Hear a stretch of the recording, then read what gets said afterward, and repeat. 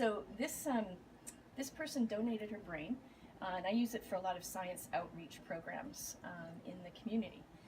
So this brain has seen a lot of kid loving, and I have sliced it in half so that you can actually see the internal structures of the brain. But you can see already there's a huge difference between the surface area, obviously size, but the surface area of this brain as well. And so this is what it would look like if it's completely intact. So this would be the front of the brain, so your eyes would be here. And then obviously this is the spinal cord, and it's been cut in half, but that's where it would exit your skull and into your spinal cord. And so I have cut it, but you can see the left and the right cortices are not attached at this point. They're completely separate. But there is, you had to cut through here, through midbrain, the hindbrain, the spinal cord, and you can see the ventricles as well, which is kind of neat to see. That's these guys right here. So this is a fairly normal looking brain. It's about 3 pounds. This is, I think, is a very beautiful part of the brain. That's the cerebellum. So that's involved in motion. But it looks just absolutely stunning under a microscope. And you can see the spinal cord here. We have a section of it, and it's just a section, and it's been cut up as well. Not normally like that.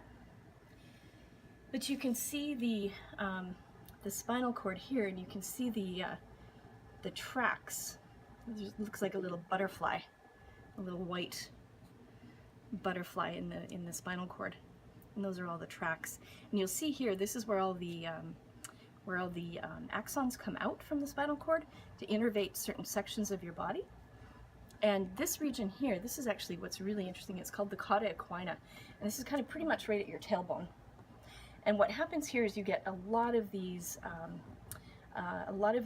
axons exit the spinal cord at that point to innervate your lower extremities, so your legs, your abdomen, and that's what all of this is. And you can see that pretty easily in the rat over here.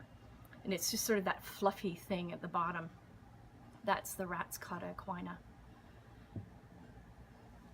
And so obviously with AVMs, you can have them pretty much anywhere. In the presentation I showed you one that was sort of more superficial, but these are what some of the vessels look like. Obviously there's some missing as well here, but there's a lot of different protective covers on this brain. But if you have a superficial AVM, you could imagine it's pretty easy to actually take off, remove.